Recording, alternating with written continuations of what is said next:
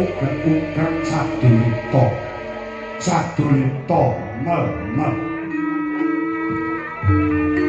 Mugi katentreman karahayon keselamatan tansah sumanggang kang sarta sumandhing dumateng kita sami. Ingkang ongkos pisan tanlir ngagungake rasa puji syukur kang jero matur baning Gusti ingkang Maha Welas kang sarta Maha Kasih. Awit yomo panjenengane kakus kepareng malimbake berkah kenikmatan marang umat sak jagat raya. Iki sing sowan ana ing Klambi Sireng ora pangling mantan Gembong Swelagiri tilas senopatining Prabu Rama Wijaya. Sanggana ya Anoman padha becik saketamu Anoman. Inggih Kyai Nirbaya Nirsansaya sowan kula boten wonten alangan setunggal menapa kepareng kula ngaturaken pangabekti mugi kunjuk sandhap padha paduka Kyai Semar Badramaya. Oh iya wis satampa bener becik akarya Bambang Birawa jroning nala ora liwat pangestuku wae tanpa ngono Anoman. Inggih kula pun disangga jematir kesanggula mugi pangestu paduka saged handayani dumateng para kawula sak jagat raya Kyai. Sawise satata lungguhmu aset kringetmu dina samengko margage matura kelawan Semar nitik saka lekering wadana Jaiting Netra kang sarta tepunging Bimba ana bab ingkang bakal babarake kelawan Semar Badramaya. Inggih waleh-waleh menapa Kyai? Mboten wonten ingkang kula suwuni keterangan kejawi namung paduka Kyai Semar ingkang minangka dados danyang kang sarta sesepuhe wong sak Jawa. Kowe njaluk weruh perkara apa? Kyai rehne kula menika nadyan wujud wanara sampun pinercaya dados brahmana utawi dados pendhita. Monggo brahmana menika ndarbeni wajib mengayu ayuning bawana sageta jagat menika ayom-ayom tentrem. Monggo Kyai kalenggan samangke mbok menawi Kyai Nayantaka mangertos kang sarta sumurup jagat menika nembe kelangan katentreman karahayon. Beda penemu dadi padu, beda gagasan dados kasulayan. Kepara wonten sak meneh kalih negari ingkang samya peperangan ingkang dadosaken srana goreh rungeh tumrape para kawula sak jagat raya. Dados mboten wonten ingkang kula suwun katerangan kejawi namung paduka Kyai Semar Badramaya. Jagat menika nembe kelangan katentreman lan karahayon. Menika dipun sebabaken saking menapa Kyai?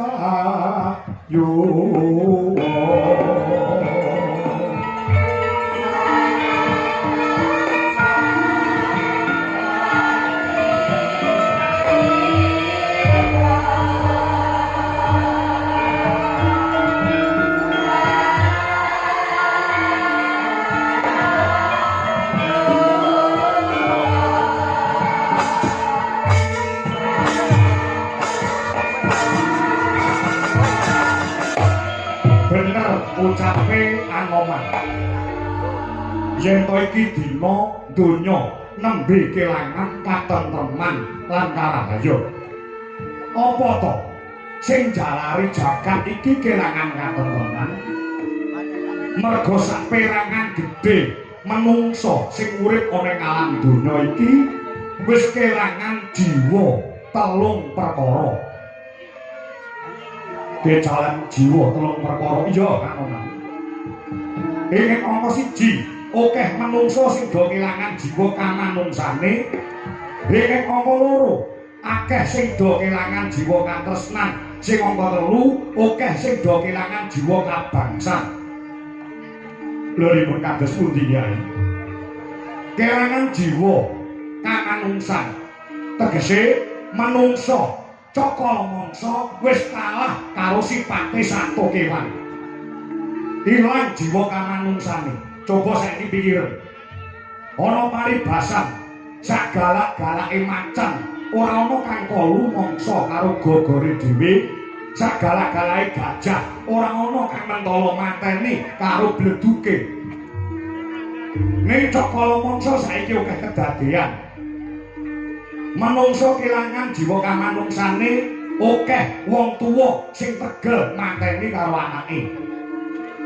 Kedadean wis pirang-pirang ora mung 1, 2, 3, 4. Kowe kulino nonton ning layar kaca.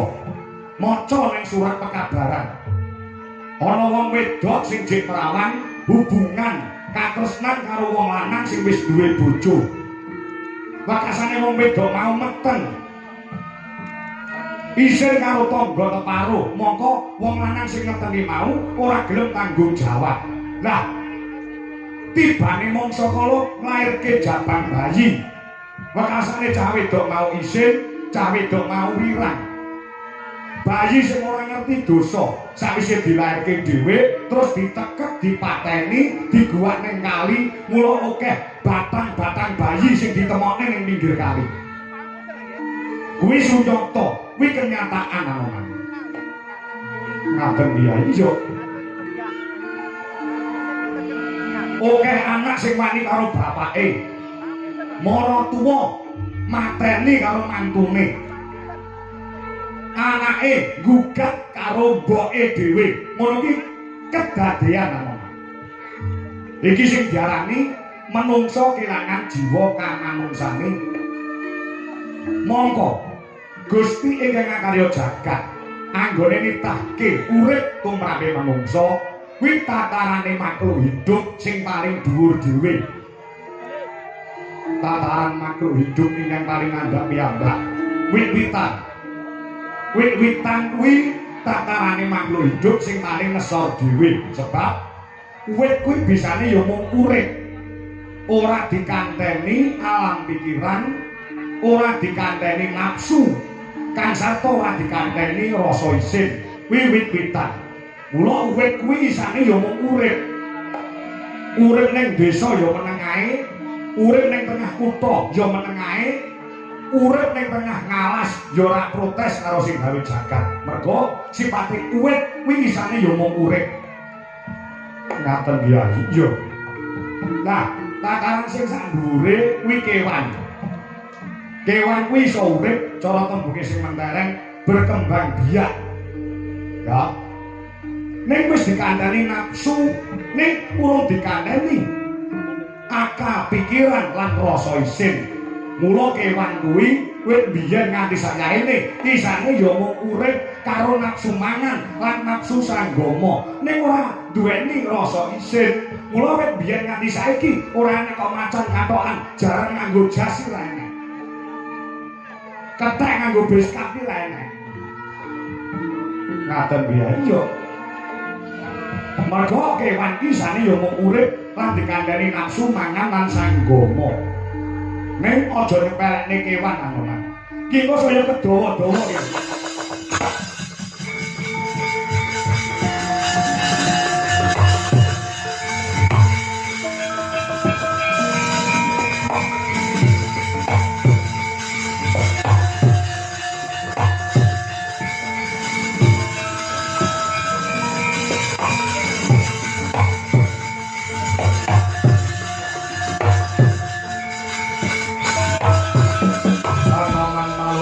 sampun pralateng witing napa Gosari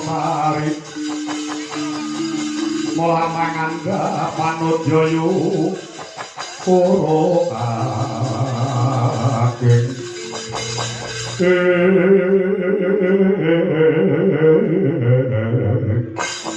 sing tak kandhane Cakala Mangsa menungsa kalah karo kewan ki enek contone Semar nggone ngucap ora mblyak awur-awur tegese ora mung ngawur kewan ki ana sing kena nggo conto tumrape wong urip kewan ingkang saged kinarya tuladha tegese conto tumrape tiyang gesang menika menapa Kyai kewan sing kena nggih conto kuwi tawon ana tawon ki kena nggih conto menungso sebab apa tawon ki ngasilke madu kuwi kanggo bebrayan uripe makhluk liyane klebu menungso pengin jamu pengin sehat awake nganggo madu sing dihasilke karo tawon kok tau njaluk dhuwit menungso mergo wis ngasilke madu nek ora tau ngaten ya jadi becik-becike makhluk kuwi nek iso piguna tumrap makhluk liyane tumrape wong sing becik iso piguna tumrap wong akeh utawa bebrayan agung tawon iki kena nggih conto iso ngasilke madu tur apike tawon apa kan kuwi ora gelem ngentuk nek ora kepepet kuwi tawon kok menungso wani nggodho karo tawon dientuk iso abuh menangan tawon ki ora digodho nek ora dijarak ora gelem ngentuk tur apike tawon kuwi sajeke urip kuwi ngentuk ya mung pisan tok bar kuwi wis ora gelem ngentuk neh beda karo wong beda karo menungso saiki ngentuk krasa penak sesuk ngentuk neh sesuk rasa penak ngentuk somben ngentuk neh ngentuk bojone rong marem Cakala Mangsa ngentuk bojone tanggane kaya ngono kuwi sing ngono baru Cakala Mangsa menungso ki kalah karo kewan saged gawulah sing angka loro kelangan jiwa katresnan dudu tresnane wong lanang karo wong wedok ning tresnane padha-padha menungso padha-padha makhluk ing pangeran sing diarani menungso beda menemu padu beda gagasan pasulayan Cakala Mangsa gemben kae beda sing dicoblos kuwi adu jotos beda pilihan wekasane nang-nangan karo tangga ana iki pirang-pirang kedadean kuwi sing diarani kelangan jiwa katresnan nah ingkang angka 3 kelangan jiwa kabangsan ngerti nek sasi Agustus ki mengeti dina kamardikane negara Nuswantara. Ki Cakala Mangsa kaya para kawula ki kon masang gendera ning arep omah. Kuwi ora diuber-uber karo RT RW, ora diuber-uber karo kami tuane. Cakala Mangsa lali kon masang gendera kanggo ngurmati para pahlawan Kusuma Bangsa sing wis gugur belani negara. Ki saengga negara Indonesia iso merdeka. Kuwi Cakala Mangsa lali. Ora diuber-uber karo kami tuwa, karo carik karo lurahe. Ngaten ya iya turih ngestaken dawuh ya nek cara nom-nomane Semar biyen nalika Semar jek nom biyen sabarane Semar nom-noman udakara taun 70 80 kuwi ning jero kamar ning jero centongane wong lanang utawa calanang nom dhisik kuwi sing dipasang ning tembok kuwi mesti gambare para pahlawan Kusuma Bangsa kaya to Bung Karno kaya to Bung Hatta Cut Nyadin Cut Mutia Jenderal Sudirman Jenderal Supriyadi Pangeran Diponegoro kuwi kamare cah nom dhisik sing dipasang gambar mesti gambare para pahlawan Kusuma Bangsa jajal kuwi saiki dolano ning kamare cah nom-nom apa enek sing gelem masang gambare pahlawan paling sing dipasang iki gambare wong wedok udo ngoten ya iya iki sing jenenge kelangan jiwa kabangsan waton anoman bisa ndandani jiwa telung perkara jiwa kamanungsan katresnan kabangsan lan kowe iso golek wahyu katentreman jagat iki iso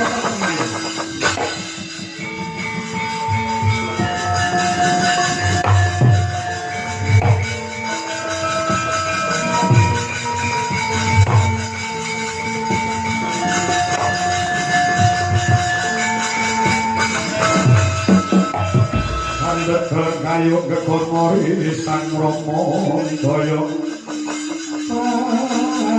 ati ora yaksa gong sang Rama mamane wil tadi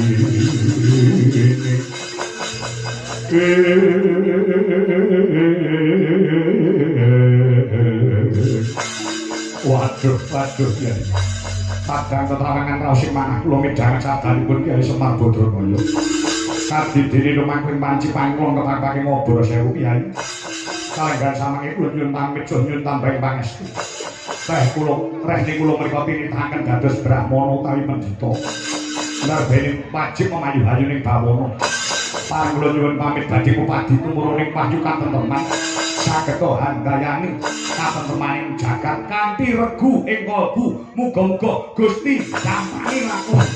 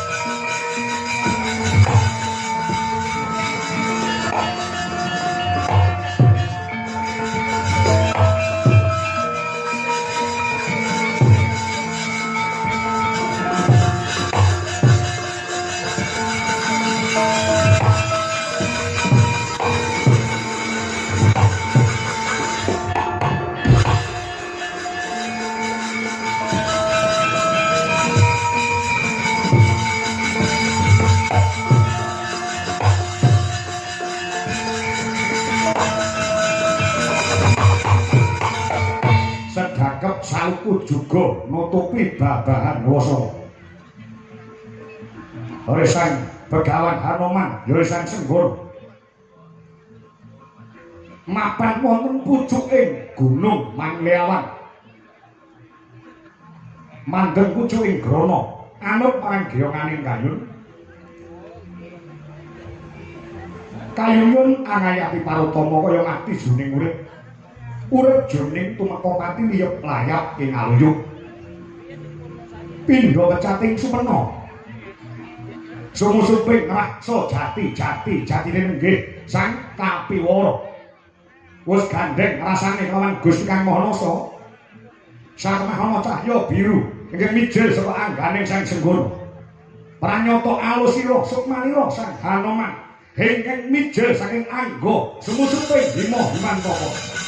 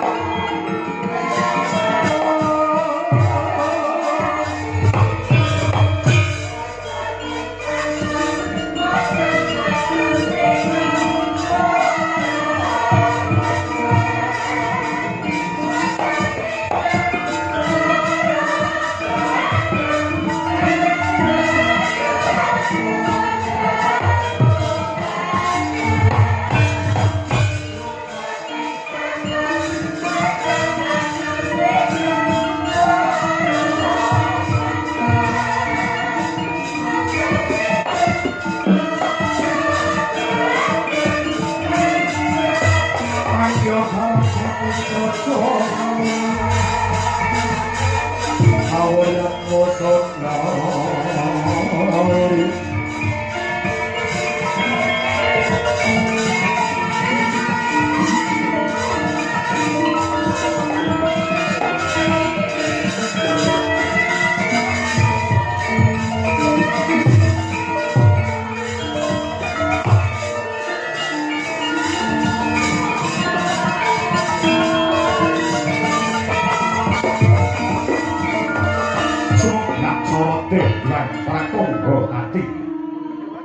Sunare genapik gunung temah temlawung Sora lembayung sumanggurat lerebang socane nganggo rapuh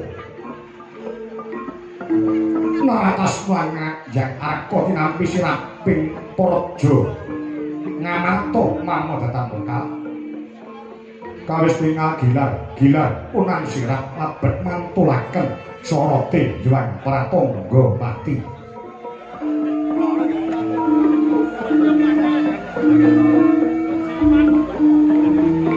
kaya nyebut asmaning Gusti ing Mahalas kang sarta maha asih kamurwani narep buka nenggih negari pundhita ingkang minangka dadi pamburaning carita lan menika pawarnani gumlaring Praja Ngamarta ya sinebut ing negara Indra Prasta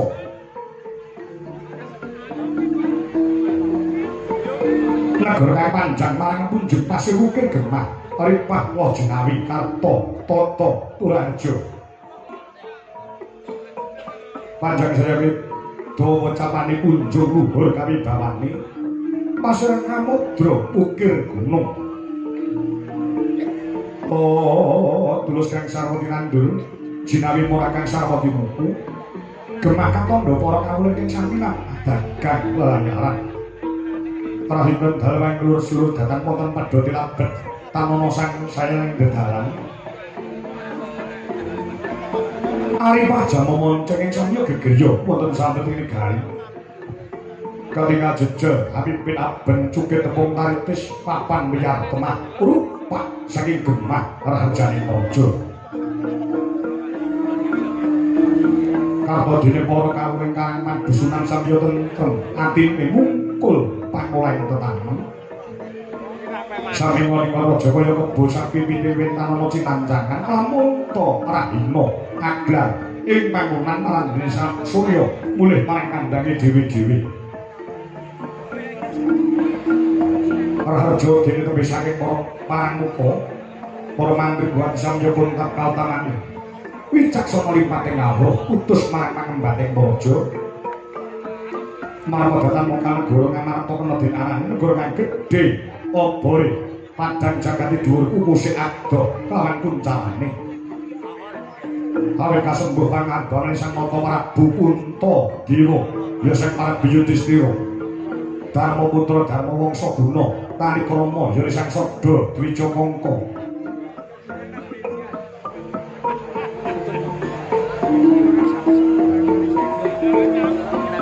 nalika semana pepak sagenging para kadang Pandhawa ing sambiyanangke Radyan Werkudara Jodipati Arjuna Madukara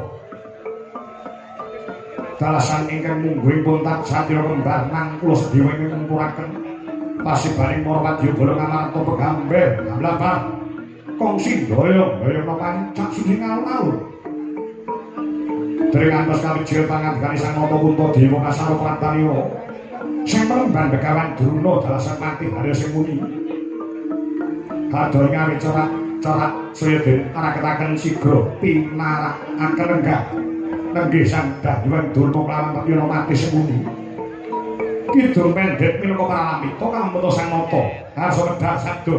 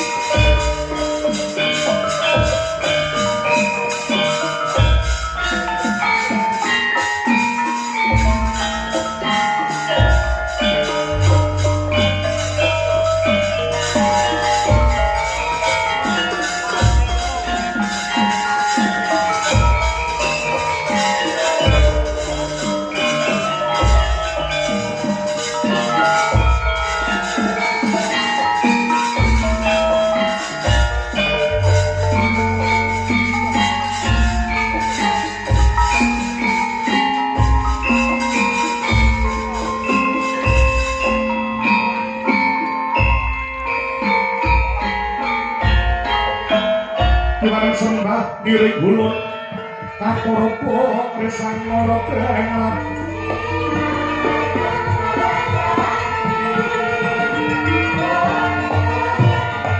Reksahanan Nengkan Nekanan Sehingga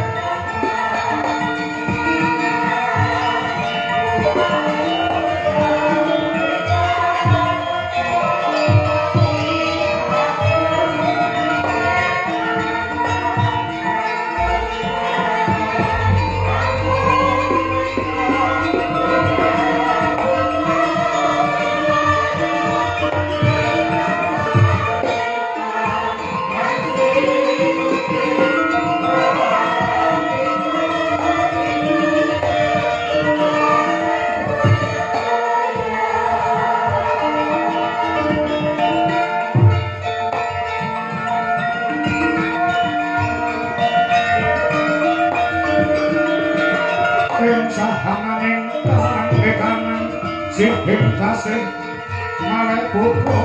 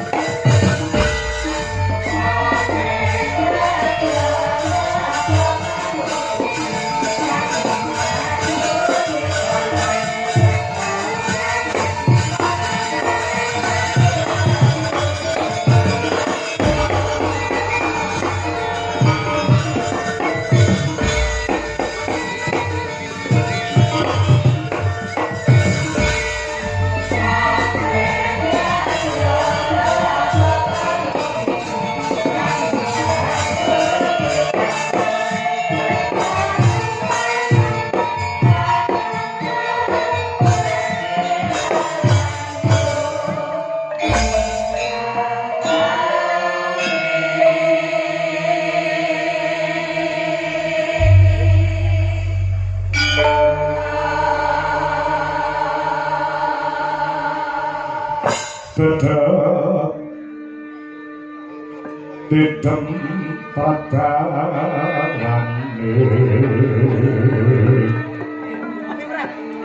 ratri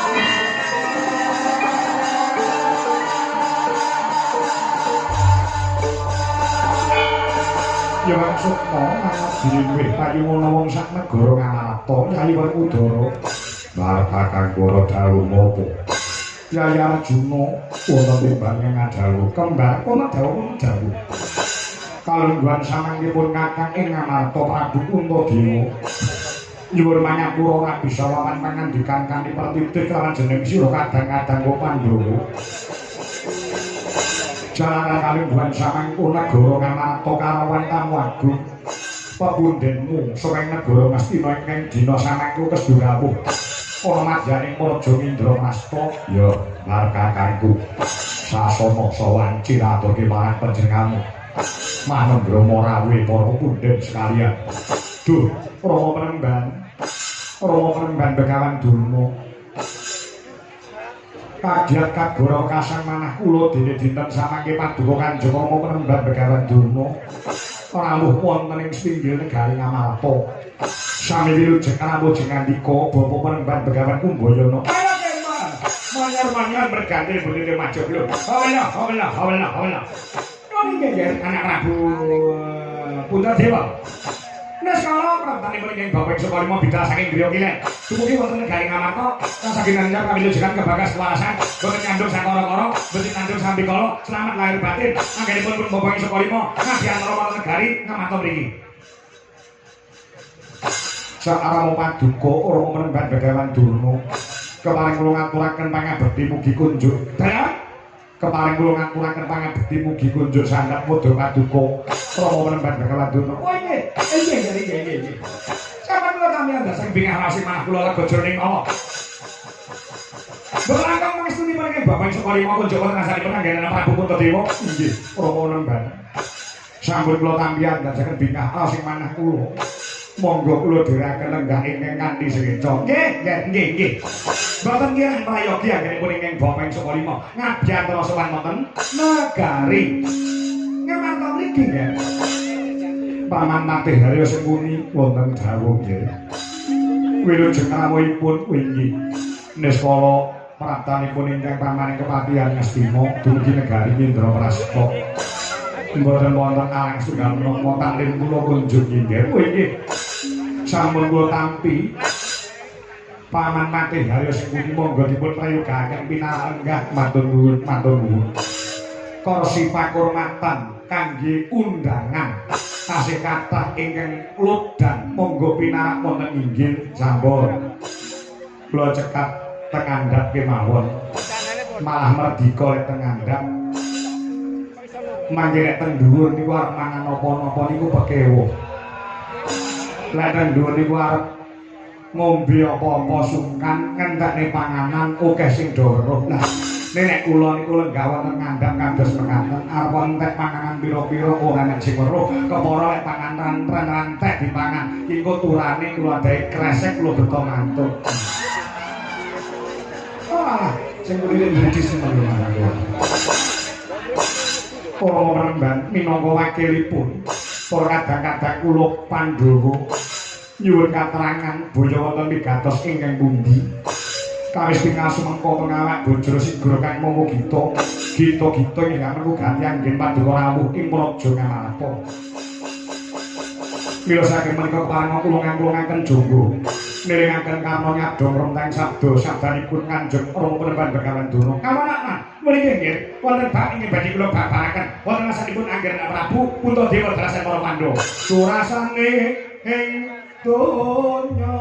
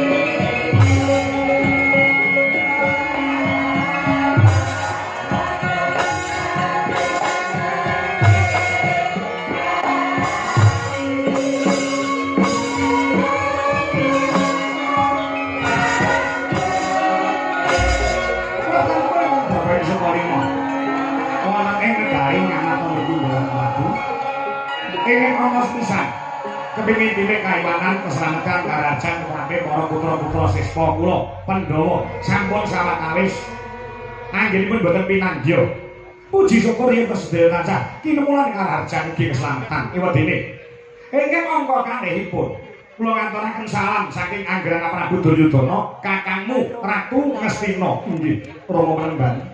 Sampun kula tampi salam saking negari Ngastina. Mangke menawi kundur kula aturi ngaturaken sugengipun para Pandhawa tumraping Koko Prabu Duryudana. Nggih, mangke tertentu kula sampaiaken. Lah, dungkap ing angka 3 nggih, anak Prabu Kunto, Kanjata Werkudara Janaka kembar. Nadyanipun bapa menika mapan wonten negari Ngastina. Ning batin kula ugi mapan wonten negari Ngamarta. Mboten wonten bentenipun, mboten kula beda-bedane. Ngakoni napa mboten yen to Durna menika gurune Pandhawa, tuwin para Kurawa nalika jaman lakon peguron siswa Sukalima duk nalika semanten. Inggih para Pandhawa sedaya ngakoni bilih Paduka menika dwija tumraping para Pandhawa. Nah, sipating dwija utawi guru menika mboten wonten ingkang ndarbeni watah Bacindhe Panjinadan. Menika mboten wonten. Murid menika dianggep padha. Kurawa ya murid Durna, Pandhawa nggih murid Durna. Nek Kurawa susah, Durna ya melu susah. Nek Pandhawa duh kita, Durna ya melu sungkawa. Nah, rene iki gak samangke kula miturut tembang kawat-kawat ujaring Mbok Bakul Sinambiwana. Pamarta binaning Karna kula krungu kabar yen to negara Ngamarta nembe ketaman kesisaan. Nembe ketaman kesisaan. Lah, keraya-raya kula mboten diundang dumugi wonten negari Ngamarta mriki badhe nyatakaken pamarta ing dumeling mungguing talingan. Nggih, Anak Prabu Kunto. Napa leres kabar ingkang kula tampi bilih kalenggan samangke negari Ngamarta nembe ketaman pagebluk mayangkara awising boga kang sakawasta larang sandang mangan nembe kecalan katentreman. Niki napa leres, nggih? Brahmana reh mangoso nyung ambrangan kadi dalane kaswasehane ngarepto mamalaku Aresang Gondo astran moco lengang lalu Mangulati Surya mengrangsang banyak Surya mengrangsang banyak Boyo samoro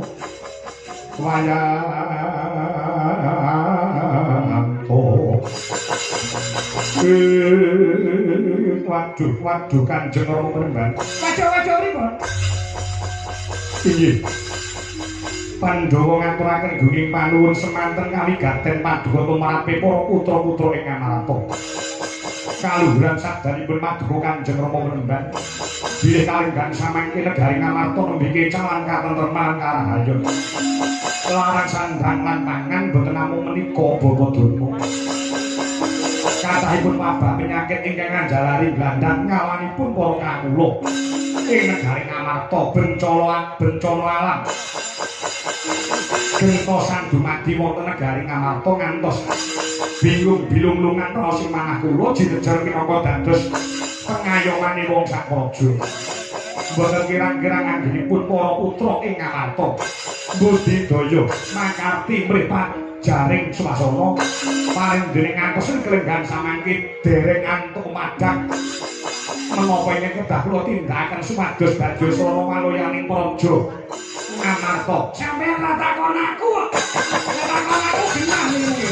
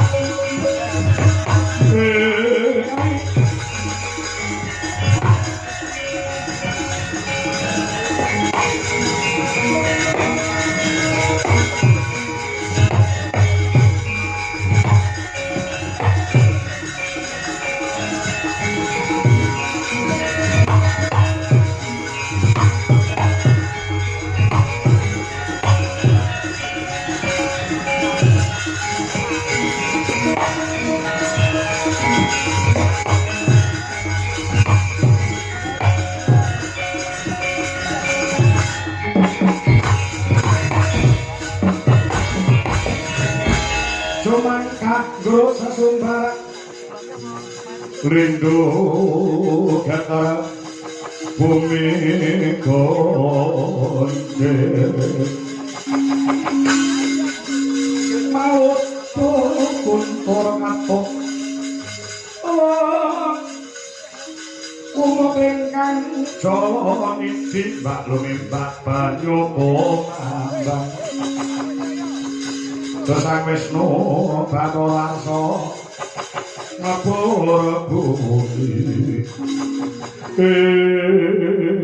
Durna guruku waduh dara piye bejo kemayangan tumrape para Pandhawa kerawan Durna guruku sing darbene watak lahir batin nggon tresnani lawan para Pandhawa katitik para Pandhawa susah ora sah dadak sambat karo wong tuwa ning Sukalima panjenengan kersa rawuh ana madyaning para Jogindra Prasta dina samangkolehne para Pandhawa iso ora kurang-kurang gone budidaya mulih waluyane para Jangamarta para Gage Durna bapak kowe ngendika syarat sarana apa sing kudu tak tindakake supaya negara Ngamarta bisa waluya temah jati temah Nirmala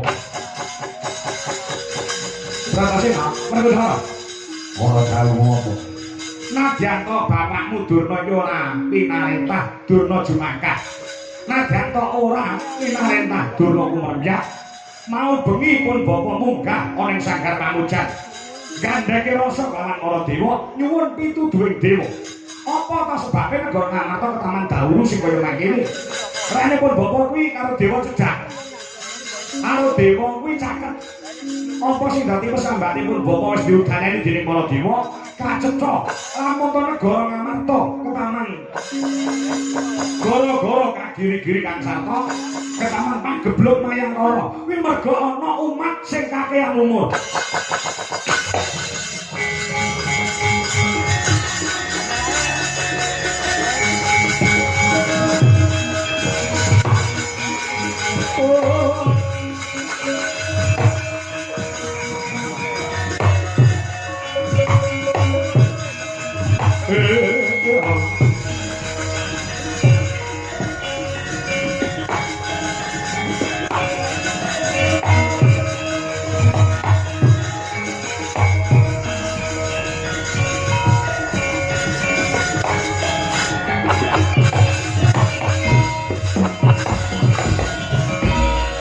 Pandita karya wangsit pindha bumbang kacaping tawan susu angin ngendikane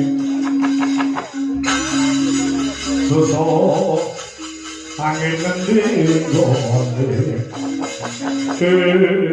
sing dimaksud umat sing kakehan umur sing dadekake Sukerta sapa umat mau kudu tok kakene Pak Nang muga lawan bapak umat sing akeh umur iki dadi Sukerta Sukerta tumrapé wong negara Ngamarta merga wis kedawan umure dadi Sukerta tumrapé jagat saisine wis aku manteni umat sing akehan umur kanggo numbali katenteman karahayon tumrapé raja Ngamarta para gage kowe ngandika umat sing akehan umur sing kudu didadekne tumbal negara Ngamarta supaya Ngamarta waluya kuwi sapa Pandita Kendari Sada Anoman Yasenggana wis kudu kok pateni yen Anoman mati jagat iki tentrem ayo